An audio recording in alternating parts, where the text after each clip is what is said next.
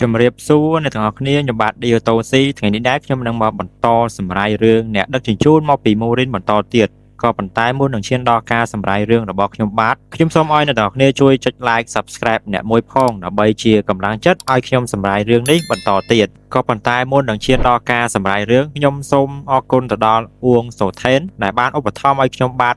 $1និងអរគុណអ្នកមើលទាំងអស់គ្នាដែលបានជួយចុច like និង Subscribeកុំភ្លេច share ម្នាក់មួយផងឲ្យអ្នកទាំងអស់គ្នាឬក៏អ្នកណាផ្សេងឃើញវីដេអូមួយនេះច្រើននេះចឹងហើយឡើង view កាន់តែកប់អញ្ចឹងទៅ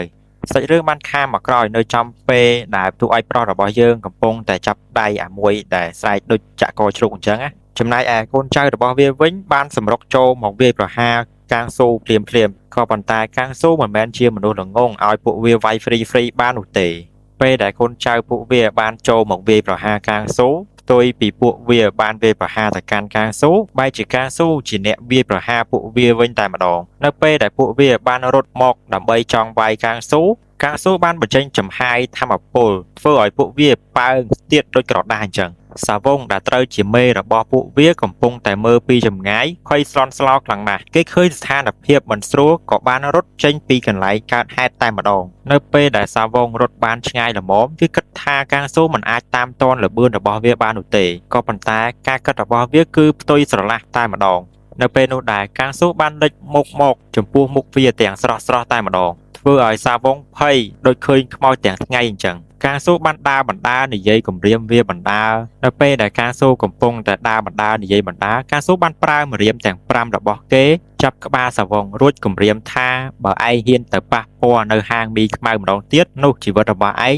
គឺស្មើសូន្យរូបភាពបានកាត់នៅក្នុងហាងវិញសុនថេកំពុងតែចិត្តខ្ទឹមនៅពេលនោះទូរស័ព្ទរបស់សុនថេបានរត់សារសាវងចេញមកនៅក្នុងសារនោះគេសរសេរថាខ្ញុំសូមទោសចំពោះគ្រប់យ៉ាងនឹងឈប់ធ្វើបាបគេទៀតហើយខ្ញុំនឹងត្រឡប់ទៅស្រុកកំណើតរបស់ខ្ញុំវិញធ្វើជាកសិករវិញហើយសុនថេស្លុតចិត្តមិននឹកស្មានថាកាំងស៊ូខ្លាំងដល់ថ្នាក់អាចធ្វើឲ្យអាសាវងដែលជាបងធំម្នាក់ប្រែក្លាយទៅជាក្មេងតូចម្នាក់ទៅវិញកាំងស៊ូរបស់យើងឆ្លើយទាំងសាបថាខ្ញុំគ្រាន់តែប្រាប់វាពី3ម៉ាត់តែប៉ុណ្ណោះហ្នឹងគណៈពេលដែលសុនថេកំពុងចិត្តសម្បកខ្ទឹមចំណែកឯកាំងស៊ូកំពុងតែបោះហាងស្រាប់តែចុងអ៊ីនបានមកដល់ហាងល្មមពួកគេទាំង3នាក់កំពុងតែជជែកគ្នាអំពីថ្ងៃតាមដើមឈើជីងអ៊ុននិយាយថានាងក៏មានប្អូនប្រុសម្នាក់ក៏ទៅកម្មវិធីសប្បុរសធម៌នៅថ្ងៃនោះដែរការសន្ទនាចាប់ផ្ដើមជក់ចិត្តនៅពេលដែលពួកគេទាំង3នាក់និយាយដល់ឈ្មោះបរិសម្នាក់សុនថេឆ្ងល់ខ្លាំងណាស់ហេតុអ្វីបានជាជីងអ៊ុនដឹងរឿងរ៉ាវច្រើនម្លេះនៅក្នុងសមាគម Hunter ចំណែកឯជីងអ៊ុនវិញនាងបានញញឹមរួចនិយាយថាវាគឺជាអាចកំបាំងសាច់រឿងបានបង្ហាញអំពីរថយន្តស៊េរីទំនើបមួយគ្រឿងកំពុងតែបើកបរនៅលើដងវិថីនៅក្នុងឡានស៊េរីទំនើបមួយនោះយើងឃើញនៅយុវជនម្នាក់មានឈ្មោះថាគីមហ៊ួនដែលត្រូវជាប្អូនប្រុសរបស់ចុងអ៊ុនរួមទាំងលេខាស្រីម្នាក់ទៀតផងហ៊ួនកំពុងតែរអ៊ូបអំពីតារាងការងារដែលបងស្រីរបស់គេបានរៀបចំឲ្យលេខាស្រីម្នាក់នោះបានប្រាប់ទៅកាន់ហ៊ួនថាអ្នកស្រីអ៊ីនឲ្យលោកមកទីនេះដើម្បីជួយលោកម្ចាស់ហើយលោកគ្រូដែលពីរនាក់នោះនិយាយគ្នាមិញនេះគឺមានឈ្មោះថាសេអូឈុលអ្នកនាងធ្វើបែបនេះគោលបំណងរបស់នាងគឺចង់បង្កើតទំនាក់ទំនងល្អជាមួយនឹងលោកគ្រូឈុលហ៊ួនខ្លាចបងស្រីរបស់គេរហូតដល់ថ្នាក់មិនហ៊ានប្រកែកឡើយព្រោះបើធ្វើវាមិនបានល្អនាងប្រហែលជាសម្លាប់ខ្ញុំមិនខាននោះទេនៅពេលដែលពួកគេមកដល់កន្លែងកម្មវិធីហើយបានជួបនៅនឹងលោកតាចាស់ម្នាក់លោកតានោះមានឈ្មោះថាសេអូឈុលនឹងឯងដែលកំពុងតែនិយាយលេងជាមួយក្មេងម្នាក់លេខាស្រីម្នាក់នោះបាននិយាយប្រាប់ឲ្យយើងដឹងថា Master Seo Chol ឬលោកគ្រូ Seo Chol គឺជា Hunter Rank S ម្នាក់ដែលមានជំនាញ crafting ឬក៏ធ្វើសម្ភារៈអាវុធធន់អីចឹងណាឬនិយាយឲ្យស្រួលគឺសភាវុធប្រយុទ្ធកម្រិត S rank នៅពេលដែលពួកគេទាំងពីរនាក់បានមកដល់ទីកន្លែងរួចលេខារបស់គេបានដេញលោកសួងចុះពីលើឡានជាកំហុកតែម្ដងនៅពេលដែលលោកតាឈុនឃើញមុខរបស់លោកសួងភ្លាមគាត់បាននិយាយទាំងត្រង់តាមស្ទាយមនុស្សចាស់ថាកុំមកកាត់ចង្វាក់នៅពេលដែលខ្ញុំសម្រាកអីនេះសបញ្ជាក់ឲ្យយើងដឹងថាលោកតាឈុនគឺមិនមែនជាមនុស្សដែលអាចយល់ចិត្តបានភ្លាមនោះទេហើយលោកតាឈុនបានដេញសួងចេញពីកន្លែងនេះតែម្ដងធ្វើឲ្យសួងបាក់មុខមិនស្ទើរនោះទេហើយបរិសដែលឈរនៅជិតលោកតាឈុនវិញតំណងជាលេខារបស់គាត់បានរត់មកសុំទោសសួងដល់កន្លែងតែម្ដងចាប់ផ្ដើមដំបូងយើងឃើញអំពីស្នាដៃ ចម្លាក់ដ៏វិសេសវិសាលរបស់កាងស៊ូគាត់បានយកកំបិតមកចិតធ្វើជាក្បាលទន្សាយសម្រាប់ដាក់ដងតែលនេះគឺជាកាដូដែលកាំងស៊ូឲ្យទៅកាន់ក្មួយស្រីរបស់គេគឺហាយ៉ុងយកទៅដាំដើមឈើនៅសាលារៀនរបស់នាងហាយ៉ុងសប្បាយចិត្តខ្លាំងណាស់ព្រោះជាប៉ែដំបូងដែលគេមាននៅក្នុងជីវិតមួយនេះកាត់មកដល់សាលារៀនត្រូវជាថ្ងៃដាំដើមឈើវិញហាយ៉ុងកំពុងតែឈរយំព្រោះដងប៉ែរបស់នាងដែលមានចម្លាក់ដូចជាក្បាលទន្សាយបានបាក់ជាពីរហាយ៉ុងបានយំខ្លាំងណាស់ព្រោះគឺជាកាដូដែលពូរបស់គេបានឲ្យជាពិសេសចំណែកឯមិត្តភ័ក្តិរបស់គេវិញឃើញហើយក៏មិនដឹងថាត្រូវធ្វើអ្វីទៀតដែរចៃដន្យអីលោកគ្រូឈុលដែលកំពុងតែអង្គុយនៅទីនោះបានឃើញហាយ៉ុងកំពុងតែយំលោកគ្រូឈុលដែលតែងតែធ្វើមុខរញ៉ូវដាក់អ្នកមានបែរជាមានចិត្តមេត្តាករុណាមកជួយហាយល់តែម្ដងនៅពេលនោះដែរគាត់បានសួរនាំពីហាយ៉ុងក្មេងស្រីតូចតើលោកគ្រូអាចជួយជួសជុលប៉ែនេះបានដែរឬទេគ្រាន់តែលោកគ្រូឈុលកាន់ប៉ែដែលបាក់នេះហើយពិនិត្យមើលភ្លាមភ្នែករបស់គាត់ឡើងភ្លឺចង្ចៃចង្ចាំងតែម្ដងក្នុងនាមគឺជាកម្រិត S ស្រេងគាត់ដឹងភ្លាមហើយថាប៉ែដែលគាត់កាន់មួយនេះគឺមិនមែនជាប៉ែធម្មតានោះទេគាត់បានភ្ញាក់ផ្អើលខ្លាំងណាស់ព្រោះបច្ចេកទេសនៃការចិតចំណិតនិងការតម្រូវសាច់ឈើនេះ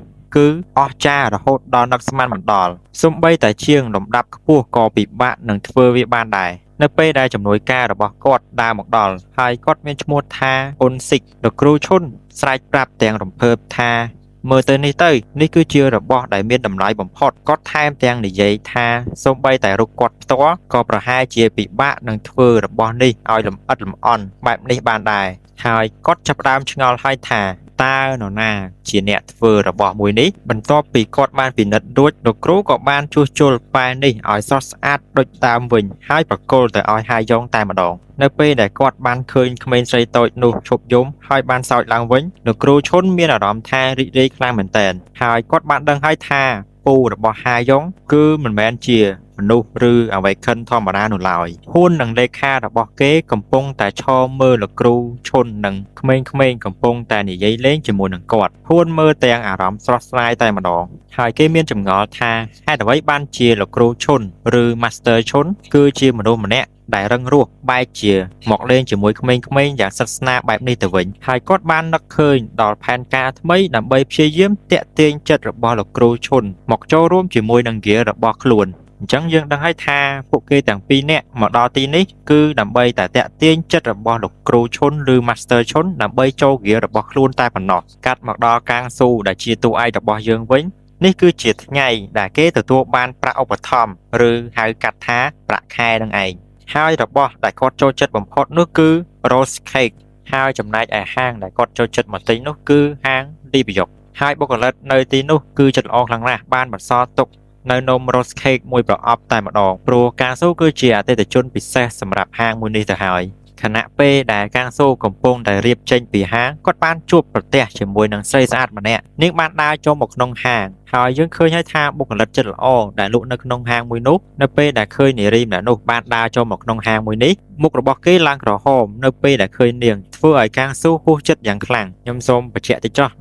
បុគ្គលិកនៅក្នុងហាងនំប៉័ងហ្នឹងគឺជាមិត្តភ័ក្តិរបស់កាងស៊ូនិងសុនថេតែម្ដងសាច់រឿងបានកាត់នៅពេលល្ងាចឈានចូលមកដល់បន្ទាប់ពីកាងស៊ូបានទិញនំ Rose Cake មួយប្រអប់សម្រាប់គេនំ Rose Cake មួយប្រអប់គឺមានតម្លៃខ្លាំងណាស់គាត់បានយកវាមកដល់ផ្ទះហើយទុកក្នុងទូទឹកកកយ៉ាងប្រុងប្រយ័ត្នបំផុតហើយគាត់ថែមទាំងនិយាយប្រាប់សត្វតូចថាកុំទាន់ញ៉ាំអីចាំព្រឹកស្អែកចាំញ៉ាំជុំគ្នាតែម្ដងនេះសបញ្ជាក់ឲ្យយើងដឹងថាកាំងស៊ូគឺពិតជាឲ្យតម្លៃនំ Rose Cake ខ្លាំងមែនទែនកាត់មកដល់ពាក់កណ្ដាលអាធ្រាត្រវិញកាំងស៊ូនិងសត្វតូចកំពុងតែដេកនៅពេលនោះដែរសត្វតូចបានឮសំឡេងគ្រុកក្រាក់នៅកន្លែងណាមួយហើយយើងដឹងហើយថាសត្វតូចមួយនេះវាមានសមត្ថភាពដឹងពីរឿងហេតុកើតមានឡើងជាមុនហើយវាបានដើរតាមសំឡេងមួយនោះរហូតដល់ផ្ទះបាយហើយឃើញទូទឹកកកចំហវាក៏បានរត់ទៅមើលនំ Rose Cake ដែលកាងស៊ូបានដាក់យ៉ាងប្រុងប្រយ័ត្នបំផុតអ្វីដែលវាឃើញនៅចំពោះមុខហើយភ័យតក់ស្លុតបំផុតនោះគឺនំ Rose Cake មួយប្រអប់ត្រូវបាននរណាម្នាក់ញ៉ាំខ្ទេចខ្ទីតែម្ដង ហើយនៅពេលនោះដែរកាំងស៊ូបានលេចខ្លួននៅពីក្រោយខ្នងរបស់វាធ្វើឲ្យវាភ័យរហូតដល់ថ្នាក់ស្រែកដូចឃើញខ្មោចទាំងយប់កណ្ដាលត្រៀតតែម្ដងងាកមកមើលសាច់រឿងមួយទៀតវិញសុនថេកំពុងតែអង្គុយជជែកគ្នាជាមួយនឹងកាំងស៊ូសុកស្រាប់តែមិត្តភ័ក្តិរបស់គេទាំងពីរនាក់បានមកលេងមិត្តភ័ក្តិអ្នកទាំងពីរមានឈ្មោះថាយ៉ងមីងដែលជាបុគ្គលិកដែលលក់នៅក្នុងហាងនំប៉័ងដែលកាំងស៊ូបានទិញពីម្សិលមិញនោះឯងគាត់មកនេះមិនមែនដៃទទេនោះទេគឺមាននំរសខេកមួយប្រអប់ដើម្បីសោកកាំងស៊ូទៀតផងព្រោះគាត់ដឹងថាកាំងស៊ូឲ្យតម្លៃទៅលើនំមួយនេះគឺមានតម្លៃបំផុតសម្រាប់គេតែម្ដងនៅពេលដែលជជែកគ្នាទឹកមុខរបស់គាត់ប្រែទៅជាស្រងោស្រងាត់ខ្លាយខុសពីធម្មតាធ្វើឲ្យកាំងស៊ូនិងសុនថេដឹងភ្លាមហើយថាច្បាស់ជាមានរឿងអ្វីមិនខានហើយតាមពិតទៅគាត់កំពុងតែមានវិបត្តិស្នេហាយ៉ាងធ្ងន់ធ្ងរគាត់បានលងស្រឡាញ់ទៅលើមនុស្សស្រីម្នាក់ដែលមានឈ្មោះថាហ៊ីយ៉ុងមីដែលសាច់រឿងបានបង្ហាញហើយថានៅពេលដែលកាំងស៊ូកំពុងតែរៀបនឹងចេញពីហាងនំប៉័ងចំណែកឯនាងកំពុងតែដើរចូលក្នុងហាងនំប៉័ងនោះហើយគឺជាហ៊ីយ៉ុងមីនោះឯងគាត់បានលងស្រឡាញ់នាងអស់រយៈពេល3ខែមកហើយក៏ប៉ុន្តែគាត់មិនហ៊ានសារភាពស្នេហ៍ចំពោះមុខនាងនោះទេក៏ព្រោះតែគាត់ខ្លាចបាត់ទំនាក់ទំនងស្និទ្ធស្នាលជាមួយនឹងនាងហើយមើលមុខគ្នាមិនចំហើយគាត់មកនេះដើម្បីសួរនាំអំពីអ្នកទាំងពីរអំពីវិធីសាស្ត្រសារភាពស្នេហ៍ព្រោះគាត់ទុកចិត្តអ្នកទាំងពីរខ្លាំងមែនទែនគាត់ផឹកបណ្ដានិយាយបណ្ដារួចត្អូញត្អែប្រាប់អ្នកទាំងពីរថាខ្លួនមិនស្រស់ស្អាតនិងមិនសង្ហាដោយកាំងស៊ូនោះឡើយតើស្រីស្អាតដូចនាងមកស្រឡាញ់គាត់ដោយរបៀបណាទៅនិយាយមិនទាន់ផុតពីមាត់ផងគាត់ក៏បានដេកលក់តែម្ដងនៅពេលដែលគាត់ដេកលក់បាត់កាំងស៊ូបាននិយាយថាបើគេដេកលក់អញ្ចឹងព្រោះ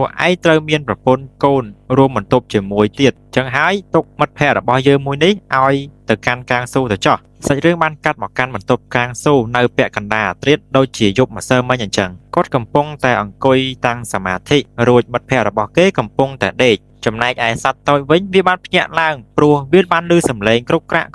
ដូចកាលពីម្សិលមិញអញ្ចឹងហើយវាបានដាស់កាំងស៊ូទៅមើលជាមួយគ្នានៅចង្ក្រានបាយតែម្ដងនៅពេលដែលវាបាននាំផ្លូវមកដល់ចង្ក្រានបាយហើយទ្វារទូទឹកកកក៏វាបានបើកដោយឯងចំណែកឯកាំងស៊ូនៅពេលដែលគាត់បានមកដល់គាត់បានបើកទ្វារទឹកកកនោះយ៉ាងសន្សឹមនៅក្នុងទូទឹកកកនោះយើងឃើញថាមានក្មេងស្រីតូចច្រឡឹងម្នាក់ដែលមនុស្សគ្រប់គ្នាហៅគេថា Fairy នាងមានសក់ពណ៌ផ្កាឈូកស្លៀករ៉ូពណ៌ផ្កាឈូកដែលមានស្លាបយ៉ាងស្រស់ស្អាតដូចមេអំបៅកំពុងតែអង្គុយញ៉ាំនំរសខេកដ៏ឈ្ងុយឆ្ងាញ់របស់កាំងស៊ូយ៉ាងរំភើយនាងបានភ្ញាក់ផ្អើលយ៉ាងខ្លាំងបើកភ្នែកធំនៅពេលដែលម្ចាស់ផ្ទះបានចាប់បាននាងទាំងស្រស់តែម្ដងអូខេអ្នកនរគ្នាអញ្ចឹងរឿងយើងសូមបញ្ចប់ត្រឹមប៉ុណ្្នឹងហើយកុំភ្លេចជួយឧបត្ថម្ភឲ្យខ្ញុំដើម្បីជាកម្លាំងចិត្តឲ្យខ្ញុំធ្វើរឿងបន្តទៀតហើយពីខ្ញុំបាទឌីវតូស៊ីជម្រាបលា